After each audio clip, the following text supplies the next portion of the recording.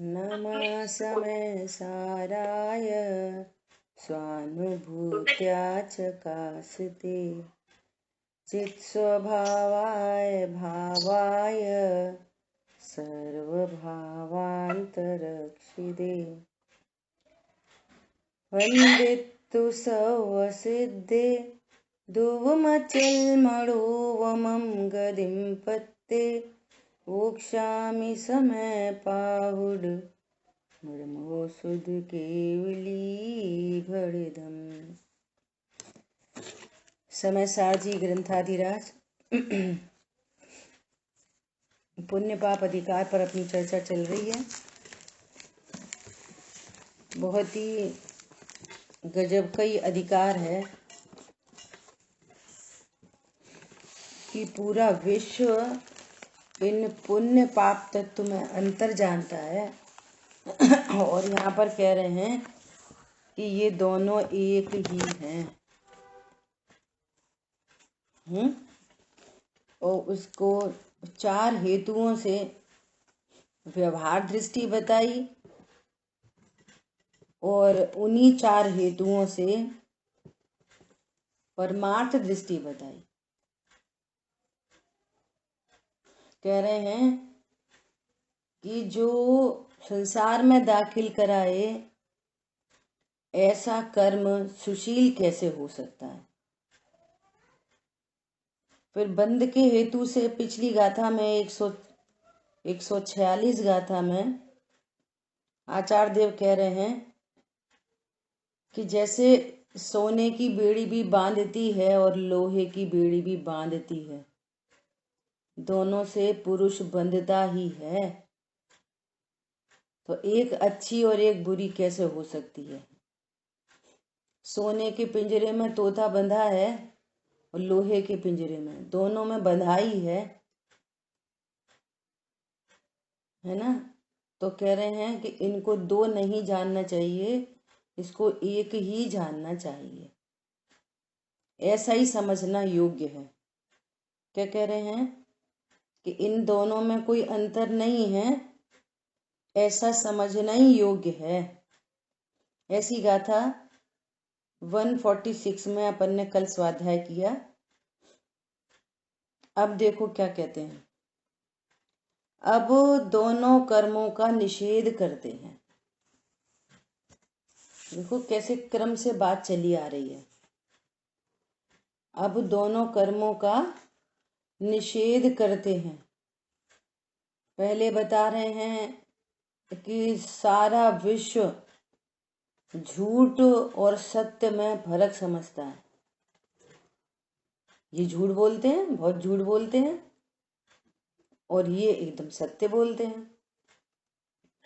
इनकी कही बात को कोई पलट नहीं सकता, ऐसा सत्य बोलते हैं।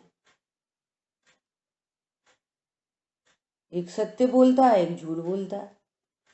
सत्य बोलने वाला अच्छा व्यक्ति है, झूठ बोलने वाले का क्या विश्वास है, एकदम बेकार व्यक्ति है।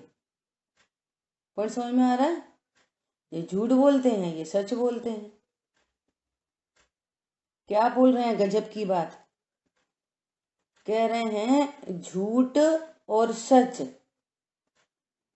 झूठ और सच समझो। तो झूठ सच क्या चीज है। ये जो शब्द हैं, शब्द, ये तो भाषा वर्गणा है। झूठ सच के शब्द, ये तो भाषा वर्गणा है।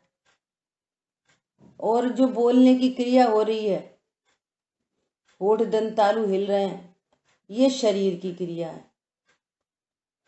ये दोनों ही क्रिया जीव की नहीं होती।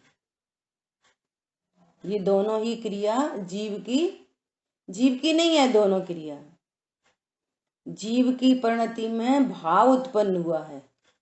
झूठ बोलने का, सच बोलने का भाव उत्पन्न हुआ है जीव की पर्याय में। तो हाँ बोल रहे हैं ना कि एक भाव अच्छा है, एक भाव बुरा है।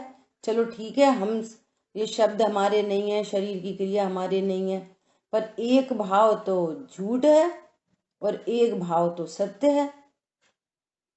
तो भाव तो जीव की पर्याय है। तो एक अशुभ भाव है, एक शुभ भाव है। आचार्य देव क्या बता रहे हैं कि ये शुभ अशुभ भाव दोनों ही आशव तत्व हैं, मलिन हैं। आत्मा की पर्याय में उत्पन्न होने वाला मैल है, मलिन है, दोनों ही दुख रूप हैं। क्या बोल रहे हैं?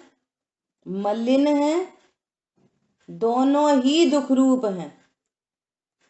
सत्य बोलने के भाव से पुण्य बंध होता है, असत्य झूठ बोलने के भाव से पाप बंध होता है।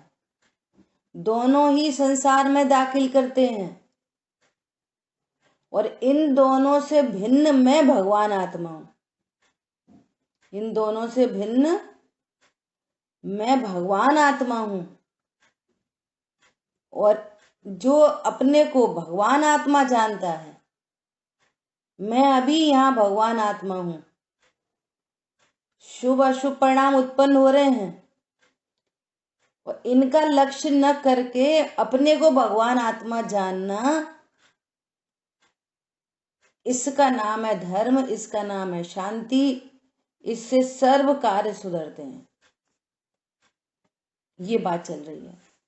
भैया तुम बोलने वाले नहीं, तुम बोल सकते नहीं। आत्मा अशब्द है, आत्मा बोलता नहीं है, बोल सकता नहीं है। आत्मा की परिणति में मैं बोलूं ऐसा भाव उत्पन्न होता है अकेला।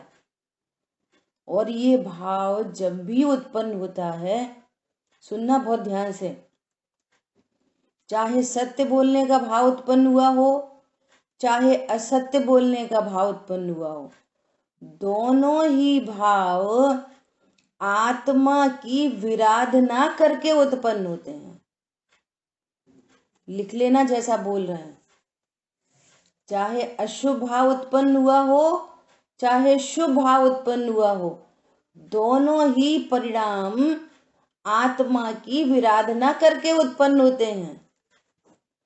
जिस समय बोलने का भाव उत्पन्न होता है, उस समय परिणति पर सन्मुख हो जाती है, स्वभाव के सन्मुख नहीं होती। क्या बोला? इसलिए अकेला शुभ भाव नहीं, अकेला अशुभ भाव नहीं, शुभ भाव भी आत्मा का विराधक तत्व है। स्वरूप जानना पड़ेगा। इसलिए कह रहे हैं कि तुम इसका संग मत करो। क्या बोल रहे हैं? इन शुभ भावों का संग मत करो। ये आत्मा का तिरस्कार करके उत्पन्न होते हैं। देख लो, छठवां सातवां गुण स्थान सबको पता है। बोलो, सातवें गुण स्थान में क्या होता है? बोलो, बोलिए, जल्दी बोलिए। आनंद होता है इसमें, अतीन्द्रिय आनंद। अतीन्द्रिय आनंद, निर्विकल्प अनुभूति, आत्मा का आश्रय, कुछ भी कहो। और छठवें में क्या होता है? बोलो। छठवें में राग होता है। तो जब छठवें में राग होता है, तब ज्ञान में किसका लक्ष्य होता है? आत्मा का। बोलो, आत्मा का लक्ष्य छूटकर छठवा होता है। छठवा गुण स्थान आत्मा का लक्ष्य छूटने पर होता है। आत्मा के लक्ष्य से छठवा गुण स्थान नहीं होता, आत्मा के लक्ष्य से तो सातवां गुण स्थान होता है। समझ में आ रही है बात? अद्भुत बात है। अब क्या बोल रहे हैं? अब दोनों कर्मों का निषेध करते हैं। देखो, गाथा नंबर 147।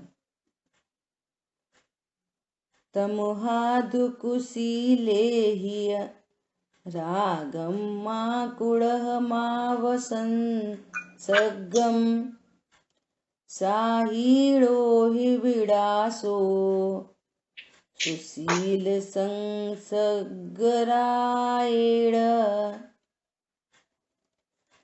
इससे करो नहीं रागवा संसर्ग उभय कुशील का। इस कुशील के संसर्ग से है नाश तुझ स्वातंत्र का। कितनी बड़ी बात बोल रहे हैं। पहले गाथार्थ पढ़ते हैं फिर चर्चा करेंगे।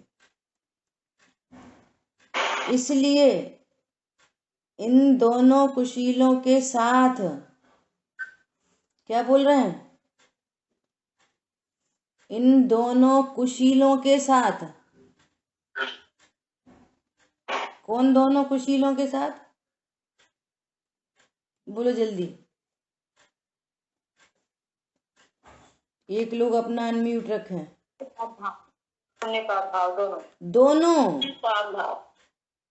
दोनों कुशीलों के साथ राग मत करो, संसर्ग भी मत करो। दोनों कुशील हैं। चर्चा हो गई पिछले में। जो संसार में दाखिल करे वो सुशील कैसे हो सकता है? दोनों ही संसार में दाखिल करते हैं, सो दोनों ही कुशील हैं। बोलो। जब तक इतनी तैयारी नहीं हो, थोड़ा बहुत ज्ञान अलर्ट नहीं हो, समझ नहीं हो, बाहर बोल नहीं सकते। कैसा दिखता है? एक कुशील दिखता है, एक सुशील दिखता है। क्या बोल रहे हैं? इन दोनों कुशीलों से राग मत करो अथवा संसर्ग भी मत करो, क्योंकि कुशील के साथ संसर्ग और राग करने से, सुनो कितनी गजब की बात कह रहे हैं आचार्य थे। तो सामने है, सामने देखो अच्छे से। क्योंकि कुशील के साथ संसर्ग और राग करने से क्या होता है? स्वाधीनता का नाश होता है। अकेली स्वाधीनता का नाश नहीं होता, अपने द्वारा अपना ही घात होता है। अपने द्वारा अपना ही घात होता है। अपने द्वारा, बोलो। अपने पैरों, अपने हाथ से अपने ही ऊपर कुल्हाड़ी मार लो, अपने ही पैर पर। ऐसा होता है।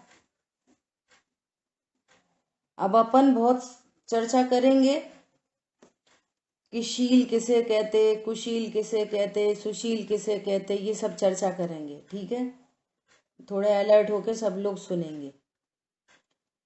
शील अर्थ है स्वभाव का। शील किसे कहते हैं? स्वभाव। और स्वभाव मतलब, स्वभाव दो प्रकार के। स्वभाव दो प्रकार। एक तो अपनी बात चल रही है ना, आत्मा की। तो अपना शील क्या है? अपना शील, तो शील, अपना शील अर्थात तो स्वभाव। तो अपना शील क्या हुआ? जानना जानना जानना मेरा स्वभाव है, जानते ही रहना मेरा स्वभाव है ना? ये शील अर्थात स्वभाव। और दूसरा स्वभाव की व्याख्या जिनागम में दो प्रकार से। दूसरा, इस भगवान आत्मा के आश्रय से जो रत्नत्रय प्रकट होते हैं, इनको भी शील कहते हैं। क्या बोला? भगवान आत्मा के आश्रय से, क्योंकि स्वभाव प्रकट हुआ, पर्याय में जो मेरा वास्तविक स्वरूप है, ज्ञान में गायक, श्रद्धा में गायक, चारित्र में गायक, तो ये स्वभाव प्रकट हुआ, सो ये रत्नत्रय शील है। शील नाम स्वभाव का। देखो, पंडित साहब ने लिखा है, क्या लिखा है? सर्व कषाय अब्रह्म जानो। जितनी कषाय हैं शुभ अशुभ भाव, वे सब कुशील हैं। अब्रह्म, अब्रह्म मतलब कुशील। सर्व कषाय, चाहे वो तीव्र कषाय हो चाहे मंद कषाय हो, सर्व कषाय अब्रह्म जानो। अर्थात इन कषायों में ब्रह्म स्वरूप का लक्ष्य नहीं है। देखो, पर्याय को पत्नी की संज्ञा भी दी जाती है, फीमेल। और भगवान आत्मा को द्रव्य, द्रव्य को पुरुष की संज्ञा दी जाती है। जो पर्याय अपने पति का संसर्ग न करके किसी अन्य का संसर्ग करे तो वो कुशील है। एकदम सरल भाषा में। इसलिए क्या बोल रहे हैं? सर्व कषाय अब्रह्म कुशील जानो। सर्व कषायों को कुशील जानो। ठीक है। शील नाम स्वभाव का है।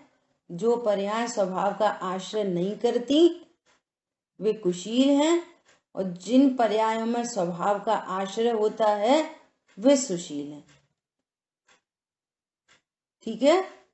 देखो, लौकिक दृष्टि में तो अपन ऐसे ही बोलते हैं, हिंसा झूठ चोरी कुशील परिग्रह ये कुशील हैं, और पूजा पाठ दया दान सुशील है। तो इसकी तो नास्ती हो गई। जो संसार में दाखिल करे वो सुशील कैसे हो सकता है? सो दोनों क्या हैं? दोनों कुशील हैं। क्यों कुशील हैं? स्वभाव से विमुख परिणतियां हैं। इन परिणतियों में चैतन्य का नूर नहीं है। ये परिणतियां, कैसे कैसे शब्द लिखे हैं आचार्य देव ने। यदि इस बात को समझने के लायक नहीं हो कोई तो कान के पर्दे फट जाएं। क्या बोला? दुष्ट हैं, अनिष्ट हैं, घातक हैं, ऐसे शब्द आए हैं आचार्य देव के। ये दोनों ही परिणाम इतना, ये अनादि का अग्रहित मिथ्यात्व है। अनादि का पाप बुरा और पुण्य अच्छा। और जो इसके विपरीत भी जानते हैं बहुत लोग कि पुण्य बुरा है का धर्म, धर्म धर्म की बात मत करो। पुण्य बुरा है, पाप अच्छा है। खाओ पियो मौज करो, किन्ने देगी क्या देगी, अगला जन्म पिछला जन्म। उल्टा भी समझती है दुनिया। पाप अच्छा है, पुण्य बुरा है। हरी बात समझ में? ये अग्रहित मिथ्यात्व तो है, अनादि से चला आ रहा। एक अच्छा है एक बुरा है, जिसकी जैसी मान्यता हो। एक अच्छा है एक बुरा है। इससे कठोरता से प्रहार करा है यहाँ इस अधिकार में। एकदम इन दोनों में कोई भेद मत जानो।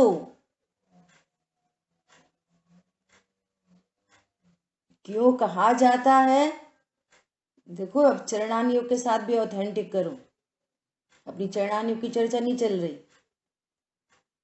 ये समझना कि चरणान योग में भी जो षट कर्मणि दिने दिने इसकी जो बात आती है ना, वो एक आवश्यक के लिए आती है। चरणान योग भी आपको कर्तृत्व तो नहीं सिखाता। चरणान योग भी पुण्य से लाभ होता ये नहीं सिखाता। चरणान योग आपको उस प्लेटफॉर्म पर पहुंचा देता है जहां से आपको जीवत्व की स्थापना हो जाए। ये वाली बात का टीवी फ्रिज कूलर में तो मिलेगी नहीं कि पुण्य पाप एक है। ये वाली बात देवशास गुरु के परिकर में ही मिलेगी। इस एंगल से शुभ को अच्छा बोलकर और फिर यहाँ पर आए तो पता चला कि वो भी कुशील है। पॉइंट समझ में आया? चरणान योग का एंगल। चरणान योग क्या बोलेगा कि भैया पूजा पाठ करो, देखो पुण्य बंधेगा, पुण्य बंधेगा। कहाँ तुम पाप में लगे हो, पाप से नरक आदि गतियां होंगी और पुण्य से स्वर्ग जाओगे। तो स्वर्ग नरक का की हानि और लाभ बताते हुए आपको यहाँ पहुंचाते हैं, भैया हमें नहीं जाना नरक, इसलिए हमें तो पुण्य करना चाहिए।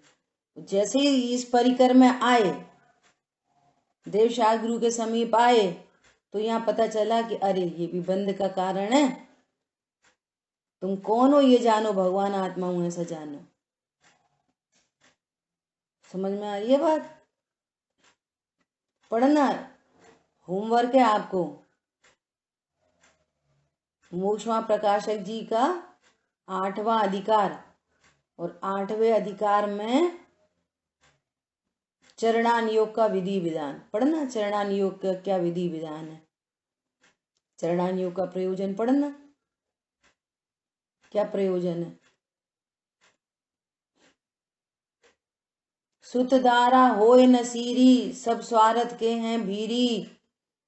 कहाँ तुम पत्नी बच्चे दुकान मकान में लगे रहते हो, सब स्वार्थी हैं, सब अपना अपना वो काम निकालते हैं। तुम समझते हो तुमसे ये प्रेम कर रहे, प्रेम कर रहे। अनकंडीशनल प्रेम कोई नहीं करता। ऐसा ऐसा बोलकर उनसे द्वेष करा के और देवशास गुरु के पास भेजा। तो पर्पस द्वेष कराना नहीं है।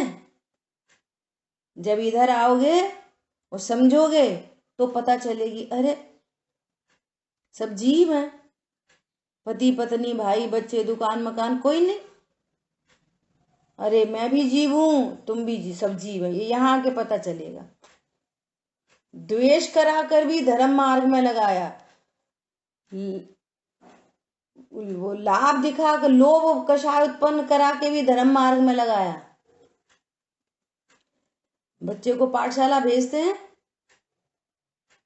जाओ पाठशाला जाया करो, समोसे मिलते हैं वहां पे, पाठशाला जाया करो, पंडित जी रोज गिफ्ट देते हैं अच्छे बच्चों को, पाठशाला जाया करो। अब वो खुशी खुशी जाने लगा। पहले दिन ही उसको पेंसिल मिल गई, दूसरे दिन 2 केला मिल गए, तीसरे दिन कॉपी मिल गई। अब वो जाने तो लगा लोभ के वशीभूत होकर, और लौट के आया तो क्या बोला, मम्मी मैं रात में नहीं खाऊंगा, मम्मी मैंने जिमीकंद का त्याग कर दिया, मम्मी मैं जीव हूं, मैं ज्ञानानंद स्वभावी हूं। देखो लोभ से वहां पहुंचाया, वो पर्पस थोड़ी था, फुलफिलमेंट थोड़ी हुआ। अभी हम तो मंदिर जाने लगे, हम तो स्वाध्याय करने लगे, बहुत अच्छी बात है। हमने तो रात में छोड़ दिया, हमने तो आलू प्याज छोड़ दिए, बहुत अच्छी बात है। ये बताओ तुमने भगवान आत्मा जाना कि नहीं जाना? पंडित जी स्टार्टिंग यहां से करते हैं, नमो अरहंताणम नमो सिद्धाणम। बोलो तुमने 5 परमेश्वरी भगवान का स्वरूप जाना कि नहीं जाना? भगवान ने 6 द्रव्य 7 तत्व बताए, रोज पंडित जी पढ़ाते हैं मैं ज्ञानानंद स्वभावी हूं। बोलो तुमने अपने को ज्ञानानंद स्वभावी जाना कि नहीं जाना? चरणान योग तुमको यहीं तक पहुंचाता है, आपको समझना नहीं आता। अब चना जिनवाणी में तो लिखी है झूठ नहीं बोलना चाहिए, जिनवाणी में तो लिखी है ऐसा खाना चाहिए, जिनवाणी में तो लिखी है दया दान पालना चाहिए। अरे तुम्हें माता की भाषा नहीं समझ में आती, तुमको अपनी माँ की भाषा नहीं समझ में आती। माँ बोलती है टांग तोड़ देंगे तेरी कल से गया तो बच्चा अपनी माँ को दुश्मन नहीं समझता, वो समझ जाता है कि मम्मी कह रही है ये गलत काम नहीं करना। नहीं मम्मी, नहीं मम्मी, मैं आगे से ध्यान रखूंगा। मम्मी कह रही है टांग तोड़ दूंगा, वो कह रहा है ध्यान रखूंगा। भावासन होता है कि नहीं शब्दों का? अरे समझ में आ रही है? बोलो। आ रही है दीदी।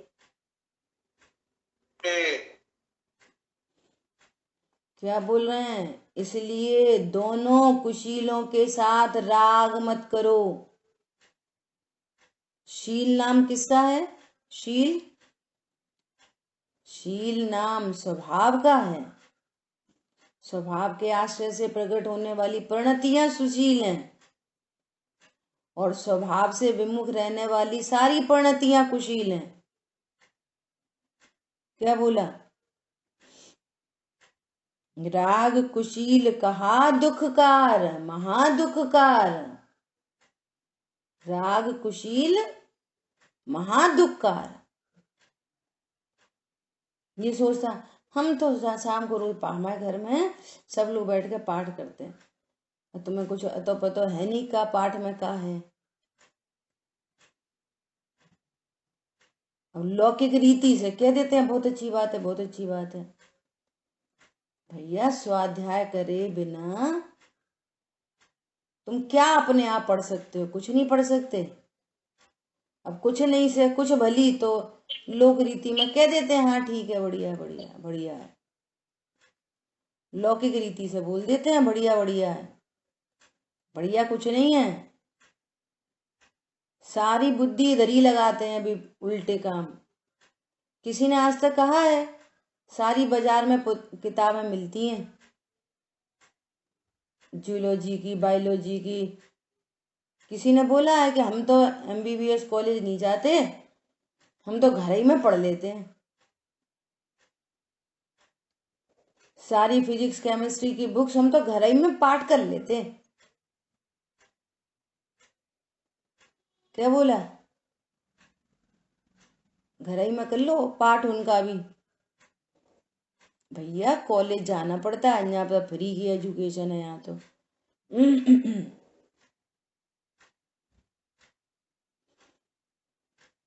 कुशील मत करो। क्या बोल रहे हैं? दोनों कुशीलों के साथ राग मत करो, संसर्ग भी मत करो। अब राग मत करो का अर्थ क्या है? संसर्ग मत करो का अर्थ क्या है? राग कब उत्पन्न होता है? किसी भी परद्रव्य के प्रति राग कब उत्पन्न होता है? ये मेरा है, ये मेरा है। हमारे भगवान, हमारे महावीर भगवान हमारे हैं तो राग उत्पन्न होता है। हमारा मंदिर, हमारा घर, हमारी पत्नी, हमारा दुकान, हमारा मकान, हमारा राग। क्या बोला? हमारा पाप का भाव, हमारा पुण्य का भाव, हमारा भाव। मैं भगवान आत्मा हूं, मैं सबसे भिन्न हूं। और ये ज्ञान क्या कह रहा है? ये शुभ परिणाम मेरा है। तो शुभ परिणाम से राग। पॉइंट पकड़ में आया? तो राग मत करो के आगे और भी बातें हैं। तो ये विचार करो राग उत्पन्न कैसे होता है। शुभ परिणाम को देखकर राग उत्पन्न हो गया। क्यों? मेरा है, मेरे के बहुत अच्छे परिणाम है। कल तो मुझे इतना अच्छा चिंतन चला बता नहीं सकते। सो क्या कह रहे हैं? तेरे को चिंतन ही अच्छा लग रहा है तो चैतन्य कैसे अच्छा लगेगा? तुम्हारा ज्ञान वहां अटक गया। राग का अर्थ क्या है? अटक जाना, रुक जाना। द्रव्य संग्रह जी में चर्चा आई थी, अटक जाना। ये तो उस पूजा में ही अटक गया। आज तो हमने इतनी बढ़िया पूजा की, बहुत मजा आया। आज तो इतनी अच्छी स्वाध्याय हुई, बहुत मजा आया। क्या? राग मत करो, अर्थात ये कुशील परिणाम हैं, ये ज्ञान में जानने में आते हैं। दोनों कुशील परिणाम, पाप परिणाम भी जानने में आता है, पुण्य परिणाम भी जानने में आता है। और ज्ञान उसको जानता है तो तो क्या कहता है, ये परिणाम कितना अच्छा है, कितना अच्छा है। मैं हूं, ये मेरा है, ये अच्छा है, ये पुण्य बंध का कारण है, पुण्य बंधेगा तो अच्छा होएगा, मेरे को बहुत लग्जरी मिलेगी। तेरे को कुछ मिलता जुलता कुछ नहीं है, तेरे ज्ञान में झलकता है मात्र लग्जरी, लग्जरी तुझे मिलती ही नहीं है। समझ आई बात? कल चर्चा हो गई। जो संयोगों से लाभ जानता है, भगवान आत्मा को नहीं जानता, भगवान आत्मा के आश्रय से, मात्र उसी के आश्रय से इस विश्व में सुख उत्पन्न होता है, ये जो जानता नहीं है, तो फिर उसको पुण्य पाप दिखाई देते। पुण्य करो लग्जरी मिलेगी, पुण्य करो धन मिलेगा। वो कह रहे हैं कि तू कुशील के पास जा रहा है। बोलो, कोई ऐसे लोगों के पास जाए तो उसको क्या बोलते हैं? कोई कुशील लोगों के पास जाए तो उसको क्या बोलते हैं? तू भी कुशील है, तेरी कैसी दोस्ती है, कैसे लोगों के साथ तेरी दोस्ती है? शुभाशुभ की जड़ता तो दूर, उनकी कुशीलपना तो छोड़ो दूर, पराया ज्ञान जहां पर की है। जो ज्ञान इनको निज रूप करता है, वो ज्ञान भी हमारा नहीं। जो पुत्र कुशीलों के पास जाए तो कहेंगे तू तू हमारा पुत्र नहीं, जा वहीं जा, वहीं रह, और न्यूज़पेपर में निकाल देते हैं, इस बच्चे से हमारा कोई संबंध नहीं। बोलो, क्या बोल रहे हैं आचार्य देव? संसर्ग भी मत करो, कितनी जोर से कह रहे हैं। राग मत करो, ऐसा बोल रहे हैं। संसर्ग भी मत करो, क्योंकि कुशील के साथ संसर्ग और राग करने से स्वाधीनता का नाश होता है, अथवा अपने द्वारा ही अपना घात होता है। घाती कर्म बंध जाते हैं। जो जो व्यक्ति कुशील के पास जाता है, पुलिस आई पकड़ने तो फिर वो भी पकड़ा जाता है साथ में। संग करने से वो भी पकड़ा जाता है। तो अब यहां पर हम कैसे कुशील का संग किस प्रकार से नहीं करें? पहले संग का अर्थ जानो कि ये राग मेरा है, स्टार्टिंग यहां से होगी। राग मेरा है, राग अच्छा है, राग बुरा है, ये भी संसर्ग है। राग बुरा है और राग अच्छा है, ये दोनों संसर्ग हैं। पुण्य पाप के प्रति शुभ, जैसे ज्ञान में अन्य वस्तुएं जानने में आती हैं, इसी प्रकार ज्ञान में शुभ अशुभ भाव भी जानने में आते हैं। तो अब ये अशुभ भाव जानने में आया तो उससे द्वेष करता है, शुभ भाव जानने में आया तो उससे राग करता है, और कभी उल्टा हो जाता है। तो भैया तुम इनसे राग द्वेष क्यों कर रहे हो? ये तो तुमसे भिन्न वस्तु है, तुम तो ज्ञान हो, देखो ज्ञान में ये झलक रहे हैं, लेकिन ज्ञान इन रूप तो हुआ नहीं है। इनसे लाभ भी मत जानो, हानि भी मत जानो। क्या बोला? लिखा है पुण्य पाप फल माही, हरक बिलखो मत भाई। ना हर्ष करो ना विषाद करो, यह पुद्गल पर्याय उपजे विनशय फिरताई। ये तो पुद्गल की पर्याय है, उत्पन्न होती है, नाश होती है। तुम क्या इसको देखकर हर्ष विषाद कर रहे हो? तुम तो भगवान आत्मा हो। क्या बोला? तुम कौन हो? तुम पाप के करता कि पुण्य के करता? बोलो, मैं पाप का करता हूं कि पुण्य का करता हूं? मैं करमचंद हूं कि धर्मचंद हूं? बोलो कौन हूं मैं? कर्म हूं कि धर्म हूं? कल बोला था ज्ञायक हूँ, ज्ञानचंद हूँ। ज्ञानचंद हूं मैं, न मैं करमचंद हूं न धर्मचंद हूं। राग मत करो, संसर्ग भी मत करो, अर्थात न ये मेरे हैं, न ये अच्छे हैं, न बुरे हैं, अच्छा बुरा भी नहीं, इनसे लाभ नहीं, हानि नहीं, पाप से लाभ, पाप से सुख नहीं होता और पुण्य से धर्म नहीं होता। क्या बोला? धर्मी के आश्रय से धर्म होता है।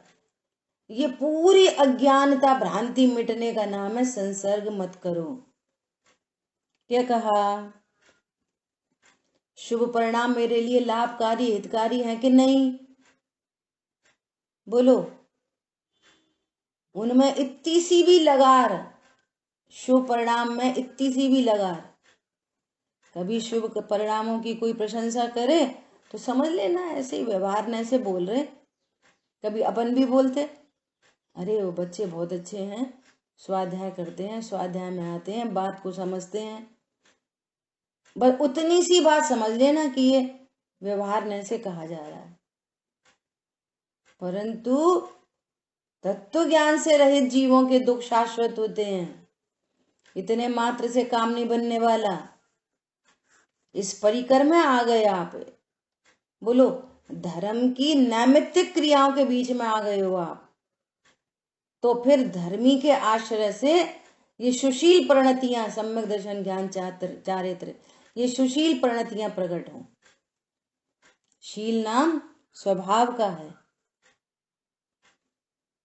इसलिए यहां पर कह रहे हैं कुशील के साथ संसर्ग भी मत करो।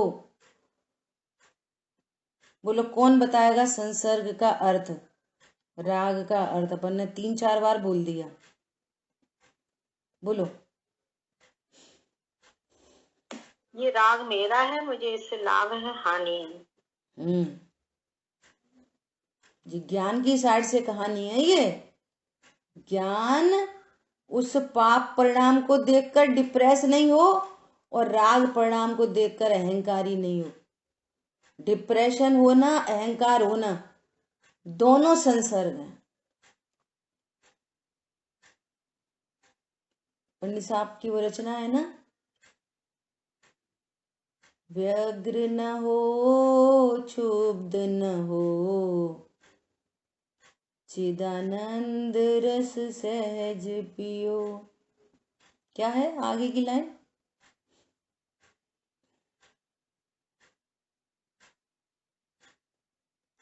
का कुछ शांत चित्त हो, निर्विकल्प हो, आत्मनिज में शांत चित्त हो, निर्विकल्प हो, आत्मन निज में तृप्त रहो।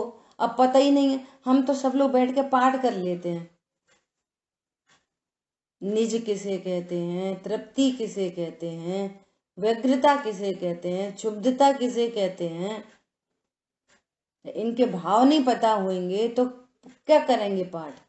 जो कर रहे हैं अच्छी बात है, जो जैसा जितना कर रहे हैं, तो लौकिक व्यवहार से कह देते हैं भैया ठीक है, कम से कम टीवी तो नहीं देख रहे, ऐसा बोल देते हैं। लेकिन टीवी देखने में भी संसार है और पाठ करने में भी संसार है, ये यहाँ चर्चा है। चलो अच्छा है, टीवी तो नहीं देख रहे, कछु अच्छा अच्छा नहीं है, ये गाथाएं कह रही हैं। गुरुदेव श्री दया दान व्रत भक्ति पूजा पाठ धर्म नति पर कच्चे उड़ जाएं, उड़ ही गए बहुत लोगों के। देखो समझदार लोग, ऐसा नहीं है दुनिया में सब एक जैसे लोग होते हैं। समझदार लोग इस बात को सुनकर उनको एकदम हिट हो गई, ये बोल क्या रहे हैं, क्या कहना चाहते हैं। ऐसा बच्चा बोलता है ना, आज हम नाराज हो गए। अच्छा बात तो बताओ, क्या बात है, आप ऐसा क्यों कर रहे हो, बात तो बताओ। एक तो ये टेक्निक है, दूसरी का बने रहने दो गुस्सा, हमें क्या करना, एक ये टेक्निक है। समझ में आ रही है बात? तो कुछ लोग दूसरी टेक्निक में चले गए, नया धर्म ले आए, नया धर्म ले आए और होली जला दी जिनवाणी की। अच्छा किसका बुरा हुआ? गुरुदेव श्री का। निंदक जन पाते दुख अतिशय। आप तो किसी को कुछ नहीं देते लेते, लेकिन निंदक जन पाते दुख अतिशय। देखो नरक पहुंच गए वो राजा शेर ने, गले में सर्प डाल दिया। देवशास गुरु का अवर्णवाद, घोर नरक, पहले दूसरे नरक में भी नहीं, सीधे 7वें नरक में जाता है। और अपने आप प्रकृति में व्यवस्था है, कौन क्या कर रहा, कोई नहीं। निंदक जन पाते दुख अतिशय। आप किसी को कुछ नहीं देते, भक्त आपसे ले लेते, भक्त आपसे ले लेते। जो आपके भक्त हैं वे आपके स्वरूप को जानते हैं, आपके स्वरूप को जानकर अपने स्वरूप को जान लेते हैं। रत्नत्रय की निधियां बरस जाती हैं, आनंद अतीन्द्रिय पाते हैं। और निंदक जन पाते दुख अतिशय। आपने न किसी को दुख दिया न सुख दिया। ऐसे गुरुदेव श्री ने जब ये वाली बात बोली तो कुछ लोगों को लगा अरे क्या बता रहे हैं, क्या बता रहे हैं, समझो, समझने गए, आंखें खुल गई। ओहो ये वस्तु स्वरूप है। तो उनके वो तो अकेले आए थे, श्वेतांबर मत से अकेले आए थे और भीड़ साथ हो गई। लोग तो इसलिए जाते थे कि देखें ये क्या कहते हैं, क्या करते हैं, कौतूहलवश जाते और उन्हीं के हो के रह जाते। तो लोग समझते इनके पास जादू की छड़ी है। जिनवाणी की इतना आदर, इतना बहुमान कि यदि पसीना आ जाए उंगली में तो उस उंगली, पसीने वाली उंगली से पेज नहीं पलटते थे। एक लकड़ी थी उनके पास प्रासुक की हुई, उस लकड़ी से धीरे से पेज पलटते। तो लोग समझते यही लकड़ी है जादू की। लोगों ने चुरा ली लकड़ी, वो बुद्धि है लोगों की, जिसकी जितनी बुद्धि। विचार करो, अरे क्या कहना चाह रहे हैं आचार्य भगवान, दोनों को कुशील कहकर क्या कहना चाह रहे हैं? अब कोई उल्टा अर्थ ऐसा निकाले तो अपने ही बुरा करे। देखो पुण्य पाप तो सब एक ही बात है, छोड़ा छाड़ी से कछु नहीं होता, एक ही बात है, एक ही बात। या तो उसको पकड़ कर रखेंगे या तो फिर एक ही बात है, एक ही। तो पाप करने के लिए एक ही बात है, नीचे गिरने के लिए एक ही बात है, ऊपर चढ़ने के लिए एक ही बात है। बोलो बात तो तेरी सही है, एक ही बात है, परंतु अभिप्राय खोटा होने से तेरी बात बिल्कुल अच्छी नहीं है। जैसे दिन में खाओ तैसे रात में खाओ, बात तो एक ही है, अपन ने सुना था। अरे यहाँ तो कुछ अद्भुत बात, गुप्त बात कही जा रही है, रहस्य का ज्ञान कराया जा रहा है। अरे तुम अनाहारी स्वरूप हो, अनाहारी स्वरूप के आश्रय से धर्म होगा। और इंपॉर्टेंट बात लगातार चली आ रही है कि पुण्य पाप वास्तव में न अज्ञानी करते न ज्ञानी करते। पुण्य पाप तो 1 इंद्री, 2 इंद्री, 3 इंद्री, 4 इंद्री सबको होते हैं और हर अंतर मुहूर्त में बदलते हैं। तुम्हारे भी ऐसे ही अदल बदल रहे हैं। कोई बुद्धि पूर्वक पाप पुण्य नहीं करता, जीव पुण्य पाप का अकर्ता है, परंतु अनादि के अग्रहित मिथ्यात्व से पाप को भला बुरा जान रहे और पुण्य को भला जान रहे। सो भला बुरा जानना मिटा रहे हैं। और जैसे ही भला बुरा जानना मिटा और ज्ञान ने क्यों है, क्योंकि तुम उसके कर्ता नहीं, तुम ज्ञान स्वरूप हो। और ज्ञान स्वरूप के आश्रय से वे पुण्य पाप का अनंतानुबंधी बंच पूरा मिट गया। ये मिटने की विधि है। अभी भी चौथे गुण स्थान में पुण्य पाप चल रहे, लेकिन कंसेप्ट पकड़ में आ गया। क्या? मैं तो भगवान आत्मा हूं, मैं शुभ अशुभ दोनों का करता नहीं। अशुभ परिणाम जितने हो रहे जिस गुण स्थान में, वे जानने में आ रहे हैं, लेकिन उनसे द्वेष नहीं हो रहा। ये गजब की बात हो गई। शुभ परिणाम भी दया दान व्रत भक्ति आदि के परिणाम जानने में आ रहे हैं, लेकिन उनसे राग नहीं हो रहा। इसका अर्थ है कि इनसे राग मत करो, संसर्ग मत करो। तुम तो इनसे भिन्न तत्व हो। ये तो हो रहे हैं। जीव त्रिकाली ध्रुव परम कर्ता नाथ है। इसलिए कह रहे हैं शांत चित्त हो, निर्विकल्प हो। शांत स्वरूप भगवान आत्मा को जानकर शांत चित्त हो, निर्विकल्प हो। आत्मन निज में तृप्त रहो, निज में तृप्त रहो। व्यग्र न हो, क्षुब्ध न हो, चिदानंद रस सहज पियो। ये कह रहे हैं। व्याकुलता तो दुख से बचने का कोई उपाय नहीं। व्याकुल होना तो दुख से बचने का कोई उपाय नहीं। होगा भारी पाप बंद ही, होवे भव्य अपाय नहीं। ये कोई उपाय नहीं है। हाय मर गए मर गए मर गए मर गए, ये उपाय नहीं है। और न अनुकूलता में उछलने का कोई उपाय है। प्रतिकूल संयोगों में क्रोधित होकर संसार बढ़ाया है, अनुकूल संयोगों में हर्षित होकर संसार बढ़ाया है। ये संसर्ग है। इससे तुम्हारी स्वाधीनता का नाश होता है, अपने द्वारा ही अपना घात होता है। ऐसे परिणामों से अनंतानुबंधी जाति का बंधन होता है। अनंत संसार में रुलाने के लिए मिथ्यात्व अनंतानुबंधी घाती कर्मों का बंध होता है दोनों से। क्या बोला?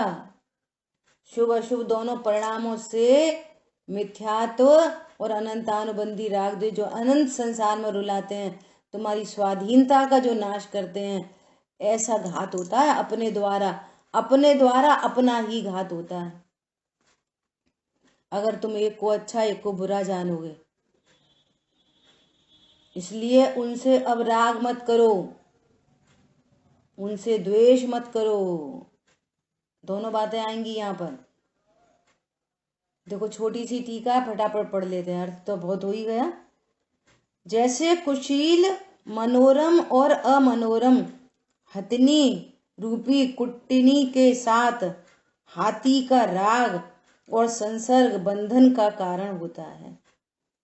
देखो क्या बोल रहे हैं, सुंदर हो असुंदर हो, उधर बांधी हथिनी और इधर है हाथी, और बीच में कर दिया गड्ढा और उसके ऊपर बिछा दी वो घास। और जैसे ही उसने देखा हथिनी को, सो उससे राग के बस होकर और दौड़ा उधर से, और जैसे ही दौड़ा उसके पास, सो क्या हो गया, गड्ढे में गिर गया, फंस गया। उसी प्रकार कुशील अर्थात शुभाशुभ कर्मों के साथ राग और संसर्ग बंध के कारण होने से शुभाशुभ कर्मों के साथ राग और संसर्ग का निषेध किया गया है। बोलो, शुभाशुभ कर्म तो पूर्व कर्म का उदय जनित, वे शुभाशुभ कर्म तो सब जीवों को हो ही रहे हैं। पहले गुण स्थान से 10वें गुण स्थान तक होते हैं, और पहले गुण स्थान में इन शुभ अशुभ भावों का स्वरूप समझा जाता है, तो नए राग द्वेष अब उत्पन्न नहीं हो रहे। तो नए राग द्वेष उत्पन्न नहीं हो रहे तो नवीन बंध नहीं हो रहा, और पूर्वकृत कर्म की निर्जरा हो रही है। फिर जितना शेष राग रह गया, उनके उदय में भी ज्ञान उससे संसर्ग नहीं करता, और फिर नवीन कर्म बनता नहीं है, पुराने की निर्जरा हो जाती है। ऐसे करते करते सर्व कर्मों का अभाव हो जाता है। और यदि आप दोनों में भेद देखो, अणुव्रत उन्हें भी होते, महाव्रत उन्हें भी होते, शुभ परिणाम तो उनको भी हो रहे हैं जब तक वीतरागता नहीं होगी तब तक, परंतु वे संसर्ग नहीं करते, अणुव्रत से लाभ नहीं जानते, महाव्रत से लाभ नहीं जानते, उनको शुभ परिणाम जानते हैं, बंध के ही कारण जानते हैं, भगवान आत्मा निर्बंधता का कारण है, सो उनका लक्ष्य छोड़कर बार बार भगवान आत्मा का आश्रय करते हैं। समझ में आई बात? अब आगे कह रहे हैं, इस बात को और दृष्टांत पूर्वक समझाते हैं। भगवान कुंद आचार्य स्वयं ही दृष्टांत पूर्वक यह समर्थन करते हैं कि दोनों कर्म निषेध्य हैं। अब सावधानी की बात, नहीं करो मत करो का चैप्टर नहीं है, पुण्य भी मत करो पाप भी मत करो, अरे वे होते हैं, उनके स्वरूप को जानो और उनसे भिन्न अपने स्वरूप को जानो, ये कहानी है। भैया पुण्य भी मत करो, वो बंध का कारण है। समझ में आ रही है बात? फिर तुम क्या करोगे? पाप भी मत करो पुण्य भी मत करो, फिर क्या करोगे? बोलो। जब पुण्य भी बंध का कारण है मत करो, तो पाप को तो घोर बंध का कारण है, पहले ही मना करके आए हैं। तो अब जब तुम पुण्य नहीं करोगे तो फिर क्या करोगे? क्या बचा तुम्हारे पास? पॉइंट पकड़ में आ रहा है? ये ड्रॉबैक है ये इस वाली उसमें। इनके स्वरूप को जानकर अपने इनसे भिन्न अपने स्वरूप को जानो, ये प्रोसेस है। अपने सारे एंगल देने की कोशिश की है, शेष चर्चा अपन आगे करेंगे। जिनवाणी के ज्ञान से सूझे लोकालोक, सोवाणी मस्तक नमो सदा देत हूँ दो। बोलिए द्वाशांगमयी जिनवाणी माता की जय हो।